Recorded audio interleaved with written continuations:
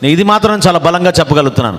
గతంలో ఎవరిపైన అయితే దాడులు చేశారో, ఎవరైతే మన జన సైనికుల్ని, వీర మహిళలను అవమానపరిచారో వాళ్ళని వదిలే ప్రసక్తే లేదు. ఎట్టి పరిస్థితుల్లో వదిలే ప్రసక్తే లేదు. దానికోసం మీరందరూ కూడా ఒక సిస్టమ్ ఫాలో అవ్వండి, డిసిప్లిన్గా ఉండండి, మన నాయకత్వమైన నమ్మకం కలిగించుకోండి.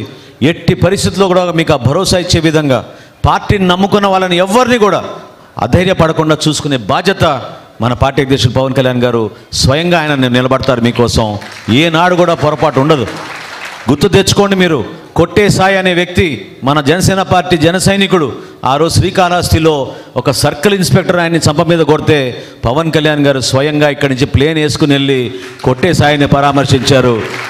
ఆ రోజున్న ఎస్పీకి కంప్లైంట్ కూడా ఇచ్చాం మనం ఆ రోజున. ఇవన్నీ ఎవరు మర్చిపోరు.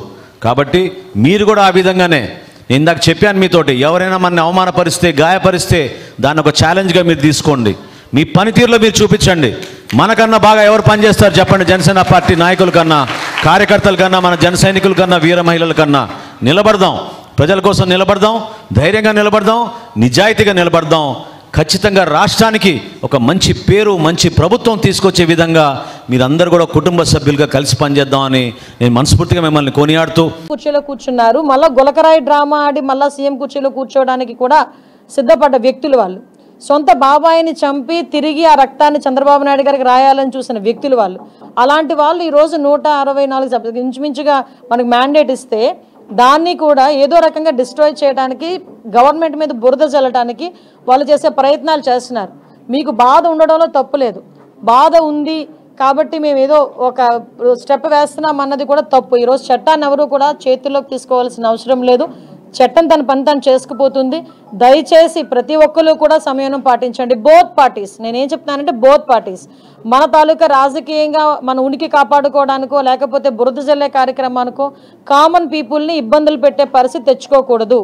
దయచేసి ఈ విషయంలో ఎలాంటి వాళ్ళైనా అటువంటి సిచ్యువేషన్ క్రియేట్ చేస్తే కనుక చట్టం తన పని తను చేసుకెళ్ళిపోతుంది. లా విషయంలో ఎవరు కూడా అతీతులు కాదు. ఈ విషయం చెప్పడానికైనా ఈరోజు మీ అందరి దగ్గరికి రావడం జరిగింది. దయచేసి ఒకటే చెప్తున్నా, అన్ని పార్టీల వారికి, ఇటు వైఎస్ఆర్సీపీ పార్టీ వాళ్ళకి, టీడీపీ పార్టీ వాళ్ళకి, జనసేన వాళ్ళకి అందరికీ కూడా మనం చట్టాన్ని ఏ రోజు కూడా చేతుల్లోకి తీసుకోవద్దు. మనం చట్టాన్ని చేతుల్లోకి తీసుకొని మనం వాళ్ళు చేసిన ట్రాప్లో మనం పడొద్దు. నేను అది చెప్తున్నా, వాళ్ళు వేసిన ట్రాప్లో అనవసరంగా మనం పడొద్దు. చట్టాన్ని ఎవరు కూడా చేతుల్లోకి తీసుకోకండి. ప్రతి ఒక్క అంశాలన్నీ గుర్తున్నాయి. గుర్తు లేకుండా ఎవ్వరూ లేరు. మర్చిపోయే సంఘటనలు జరగలే లాస్ట్ 5 సంవత్సరాల్లో.